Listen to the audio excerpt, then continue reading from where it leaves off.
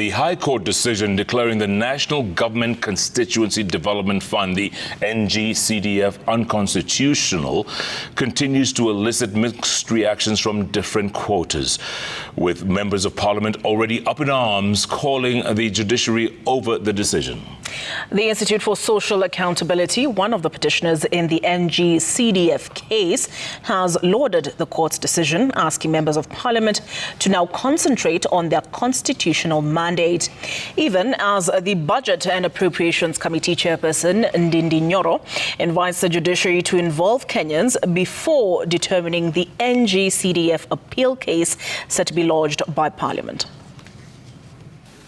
Having been dealt a blow by the courts on Friday in a ruling delivered by Justices Kanyi Kimondo, Roslina Burili and Mugure Thande, declaring the NG-CDF Act unconstitutional, members of Parliament have come out in their numbers to protest the decision. National Assembly Budget and Appropriations Committee Chair, who doubles up as the Kiharu legislator and his Kenny counterpart, have called on the courts to involve Kenyans before making a determination on an appeal case set to be lodged at the Court of Appeal by Parliament, challenging the High Court's decision.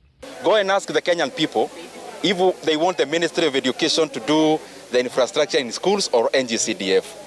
Ask any parent whether they would want their bursary to come through NG-CDF or to come through the normal government machinery. There is efficiency in CDF. This is a self-correcting program. It has got its own benefits, and I'm even very sure that even members of the judiciary, some serving even now, are beneficiaries of this same fund. If they are not beneficiaries, either their neighbor, their brothers, their cousins are beneficiaries of this fund. The legislators intimating what has been achieved so far by the fund at the grassroots level outweighs the need to do away with the fund in totality. Kenyans talked last year when it was supposed to be scrapped, and Kenyans talked in their numbers, and they said this is their fund.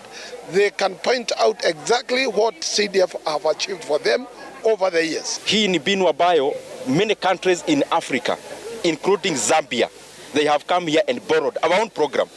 Now we want to disband the program that other countries come to borrow in Kenya. I don't think that is progress.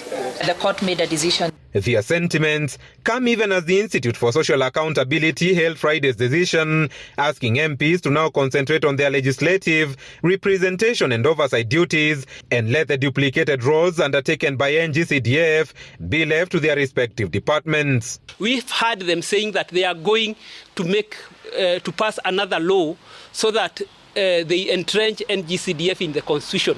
We are telling them, including the leader of the majority, that there is no legislative genius that can align the NG-CDF or CDF or whatever they want to call it to the doctrine of separation of powers. We urge all arms of government to respect this decision because, as you can see from the recent public protest and debates in the Senate, CDF is often deployed for education bursaries, a role that is also duplicated by several other organs and one that does not assure all children the right to free and compulsory basic education.